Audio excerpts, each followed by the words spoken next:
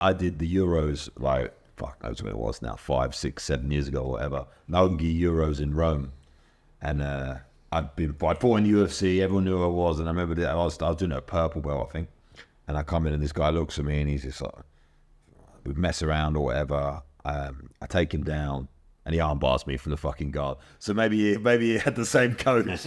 But yeah, so I don't have good memories of being armbarred from the guard, but I could never find the rhythm with jiu-jitsu. I tried to compete quite a lot, but it's such a different mental environment. Like, you don't know when you're going to go, then you're up, you don't get warm up, and then you will understand this now, but for me, jiu-jitsu matches, that it's not like a fight, so there's no adrenaline in me or fear. It's hard to get going in it with that, like an MMA fight.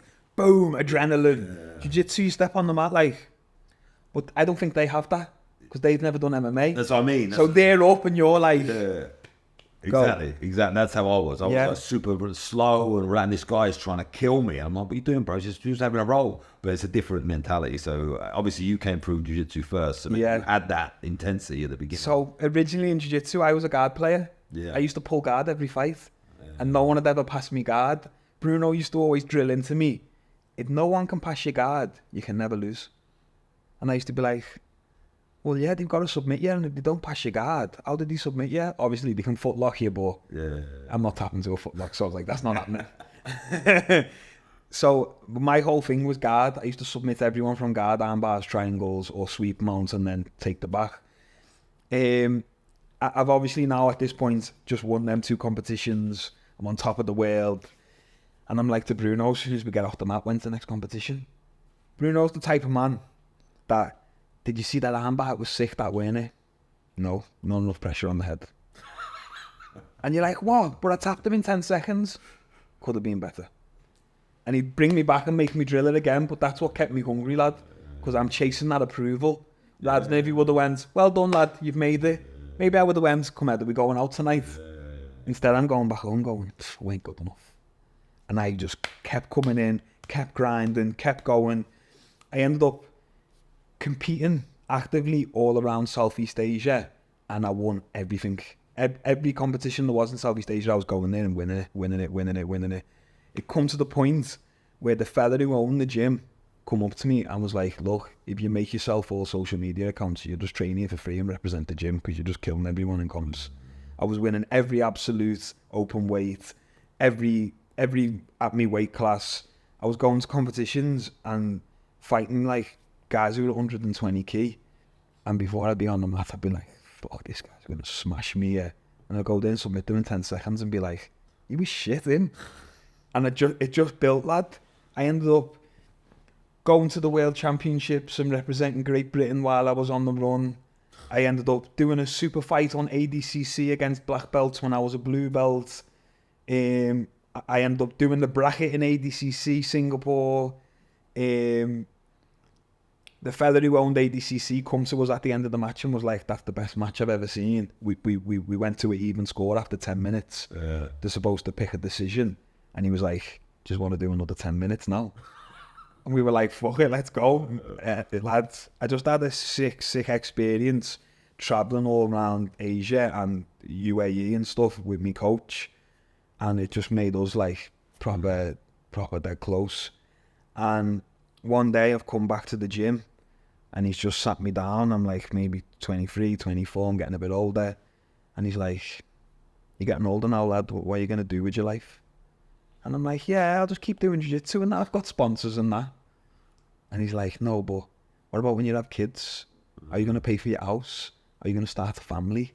And I weren't thinking about none of that, lad. I'm just living on the high, just chasing the dream, competing. And I'm like, wow, it's brought me to reality a little bit. Like, yeah, I can't fucking live off medals. He is right. Like, I'm spending my own money to go and compete. It's jiu-jitsu. I'm not really getting paid, and if I am, it's barely covering me flights, hotel, food. I'm like, what? He's right. He's like, look, there's a tournament coming up called Malaysian Invasion.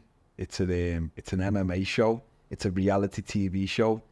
You go on the show and you fight in like a 16-man bracket, and you fight every month or whatever it is, or an 8-man bracket. You fight every month, and if you win the whole show, you get a title at the end, you get money, and you get a contract to one championship, and you'll be fighting under one championship. Now, in my gym, all of the best guys were all already signed to one championship. We had Agilantani, he fought Ben Askren when he was 19 for the belt. We had Keanu Suba, Gianni Suba, he's now the commentator on one championship. Peter Davis, Iranian national wrestler Mehdi Bagheri, Mustafa Rad. Like, our gym at that time, it was just like a hotbed in Southeast Asia. Our jiu-jitsu coach from Brazil, our boxing coach from America, our wrestling coach from Iran, then the guy who owned the gym was a black belt from Belgium, and it was like people from all over Asia was just coming to train at our little spot in Malaysia. Obviously the weather's nice, the currency is cheap, and because our jiu-jitsu team was just going and crushing every other competition, our gym just become like this hub. And now I've got this opportunity to like fight MMA, and I thought, you know what, they're gonna pay me, I'll just do it. It was an amateur tournament, it was amateur MMA, but you get $5,000 to fight. So I'm like, well, I get $5,000 to fight, and I've been doing jiu-jitsu for free. Paying for it. Yeah, I was like, what? Hold on a minute, I've been going about this the wrong way. I went to me first fight. It was the tryout stage. So you go down there. This is the maddest concept ever. This would never ever work in England. Someone would definitely get killed. Imagine the busiest shopping centre in Manchester or Liverpool, St John's Market for those who were the Scousers. They put a cage in the middle of the market, in the middle of the shopping centre. Imagine this shopping centre's got 20,000 people in it, high traffic. Anyone walking through the shopping market, they go, do you want to try out for this TV show? Get in the cage and have a fight. And randomers just get in there, and people were just getting knocked out. You had like 40-year-old men who'd never fought getting in there and just getting chinned. And you don't know who you're fighting. So the guy could actually be training for it. I was training for it. Like, we knew it was coming up. Some of these cunts are just walking off the street. So you get there.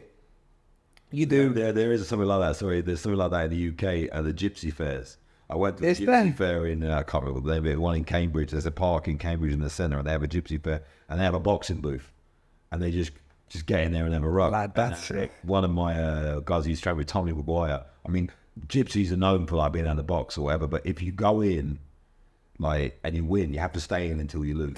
Like you can't just bow out. You know, you get in, you box someone up, and then someone else comes in. It could be any way, whatever it is. You know what I mean? That's worse. It's mental. That's a fight to the death. That one, literally. Yeah. I can't remember the name of the event, but I saw Tommy do it, and he smashed a load of dudes up because they all think they can fight as well. Have a few beers, get in there, and then Tommy could actually fight. Yeah. So, yeah, it's mental. So that's the only that is in the UK, but that is in a Gypsy fair. So I don't think it's a bit different. But yeah, I get it.